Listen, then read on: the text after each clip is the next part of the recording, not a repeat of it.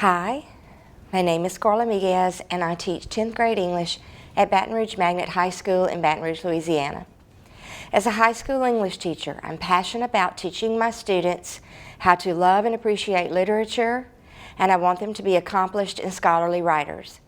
My hope is that they are not only college and career ready when they graduate, but I want them to continue to read for their own purposes and leisure throughout their lives. I'm always interested in the best practices for pedagogy, and I particularly enjoy working with other teachers and developing lessons that not only maintain student interest, but also challenges them to think past the surface level of a piece of literature. Mentoring is also a passion, and I'm happy to support new teachers when it's either a formal or informal capacity. The blessings that come from mentoring are that I learn just as much from the new teachers as they do from me, and I truly love that exchange of ideas. I believe it's important now more than ever to attract and support new teachers in our profession. My belief is that the youth of today are the leaders of tomorrow, and our goals for equitable learning for all our students must continue to be a priority, and good, effective teachers are necessary in order for us to reach those goals. The class that is featured in this video is a 10th grade English class. The class is not an AP or Honors English, and it's comprised of a racially, ethnically, and economically diverse group who are enrolled here from all over East Baton Rouge Parish. The objective of the lesson is for students to examine and analyze a nonfiction historical text from Machiavelli's The Prince. Students will identify elements of an argument and any use of the rhetorical appeals, ethos, pathos, and logos. Based on their findings, they will make judgments on the argument's effectiveness of the text. Finally, they will connect the ideas of Machiavelli to the present day and will argue whether they agree or disagree with his claims. I chose the text from commonlit.org. I'm using it in conjunction with Springboard curriculum in teaching the argument essay and the rhetorical appeals.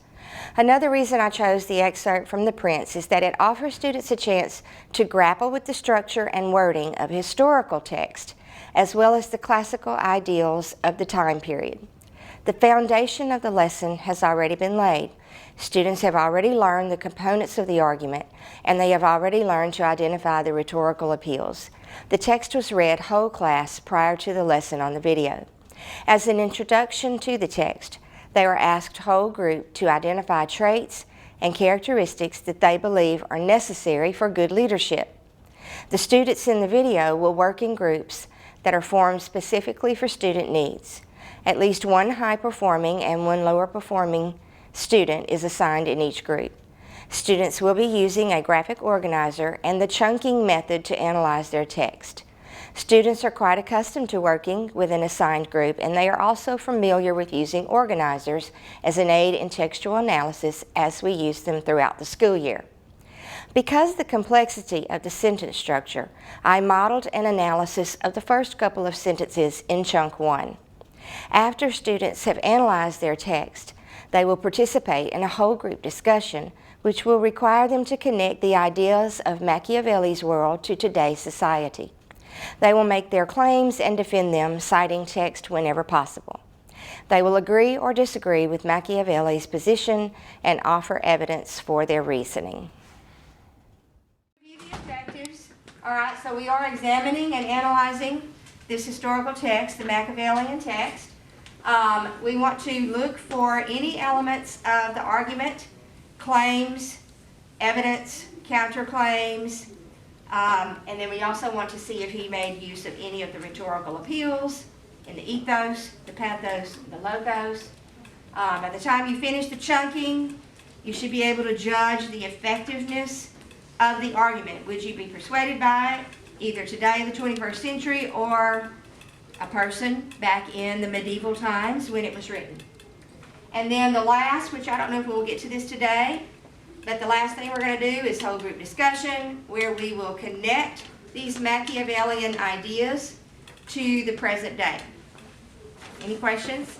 No. All right, everybody has the text, which you may write on, draw on, highlight, whatever you need to do.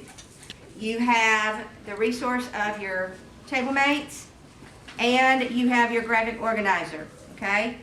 Go by chunks, and we have already modeled out, except for the main idea. I'm going to allow you within your groups to determine the main idea for each of the chunks, and you already now know how to document evidence of the argument, evidence of the rhetorical appeals, and then the last is whether or not you agree that Machiavelli's ideas are ethical or moral or appropriate. So he uses ethos. He's trying to like portray Borgia as like a credible source. He says that the way Borgia ruled over his land, that caused it to unify. The way he reconciled Romna, unified and restored it to peace and loyalty. He was just using Borgia as like as an example on how a king should be, or a prince should be. I know logos too, because he's like, since he was cruel, then they found peace. and for on the other side, take the Florentine Republic, which got an entire city destroyed. Because they were too nice. That would be like the leader. Oh, yeah, the Florentine people. Because you're like, yeah, that guy's strong. I'm gonna follow him. He knows what he's doing. And once you have everything united, you can't. Well, everyone doesn't really care because they're all united. They got what they want. They've got no reason to really listen to you. I mean, other than they'll be drawn and quartered, I guess. But after a while, people are going to realize that, hey, this life isn't great. Maybe we should rebel. Good point. What you think about it? Yeah, because, like, it's a lot. Yeah, 'cause, like, there was a lot more, like, rebellions back then than, like, now. Like, now, like, there still are rebellions, but you don't really see them as much now. Because I feel like it's just a lot more,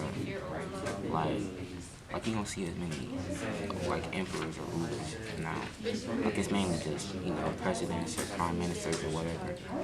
But, you know, they have people under them. So Can you think of one? Like a president or a prime minister. You know, like Joe Biden or Boris Johnson, the prime minister. You know, Well, really, like, Xi Jinping. A lot of people call him a dictator. So what are you thinking? So like there has to be like a balance between like, you know, being like, you know, being loved, like, you know, having like some sort of respect or fairness between like the people, but like also like, you know, having like stepping your foot down when you have to, so like that people don't try to like overthrow you or something if you're a leader.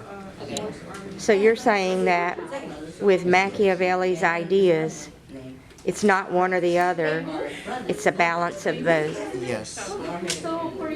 Does he say that it's possible to have both?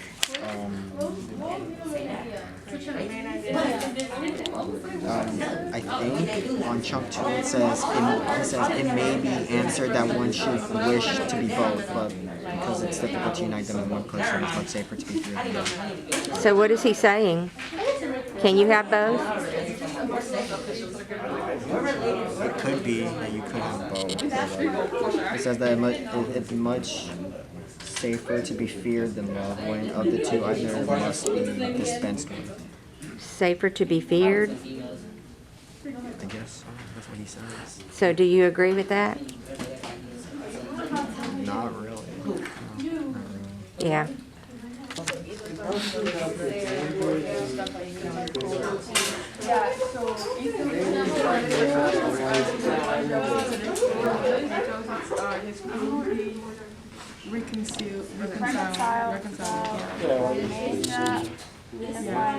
Unified and restored to peace and loyalty.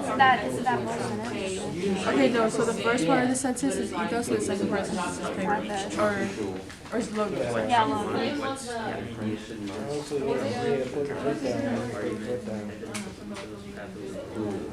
He also should reach out to because that could cause so for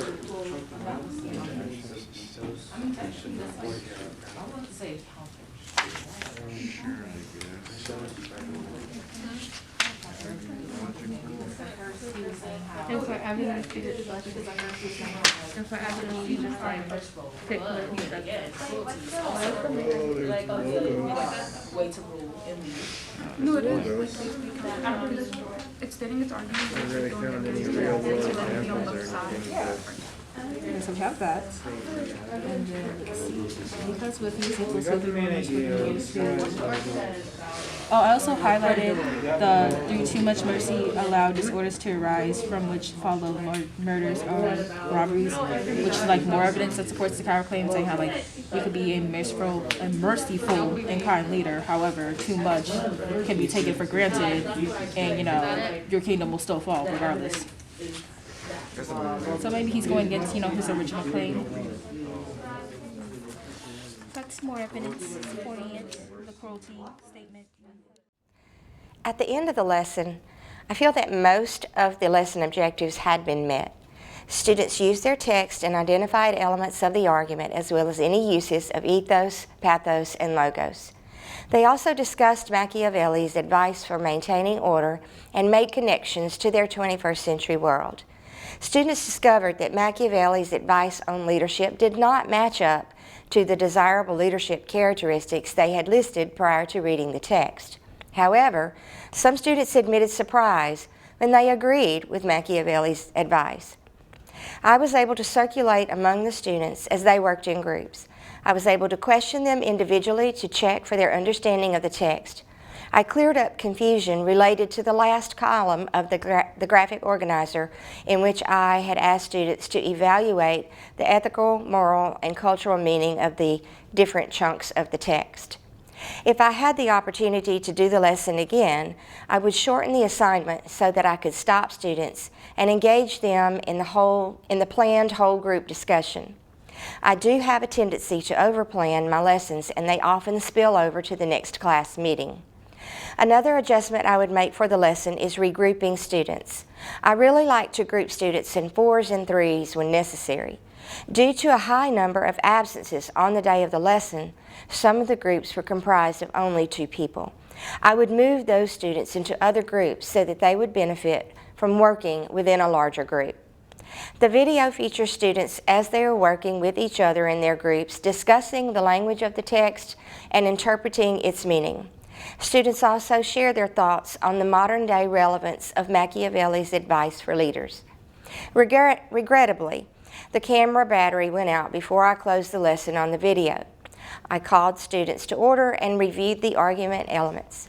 We discussed evidence that students had documented, and they made individual assessments of the effectiveness of the excerpt. These responses were recorded on Google Classroom in the form of a Google question. This is a quick way to formatively assess student understanding of the argument elements, the use of pathos, ethos, and logos as applied to this text. Google Question also allows me to leave quick feedback to my students, and it also reveals my students' ability to apply their knowledge in the evaluation of this literature. Our next steps will be to complete the lesson plan by holding the whole group discussion. I have 8 questions that I will distribute to each group. Examples of these questions are, is it possible for someone to be in power if the people do not fear him or her? Is it possible to fear someone without hating him or her? In what real-life scenarios do you see Machiavelli's advice playing out, either positively or negatively? These types of questions will generate a whole class discussion and allow students to further develop opinions about whether or not they support Machiavelli's claims. Finally, students will write a full argument essay discussing the relationship between fear and hate and whether they agree or disagree with Machiavelli's advice on leadership. The entire lesson is scaffolded by starting with knowledge and application of elements of the argument and the use of ethos, pathos, and logos. From there, students' comprehension of these elements allows them to analyze a challenging text. Students synthesize the information they have gleaned from their analysis and make an evaluation on the effectiveness of the excerpt. They will take a position on agreeing or disagreeing with Machiavelli's position. Finally, they will demonstrate full understanding of all of the components of the lesson through a written essay response.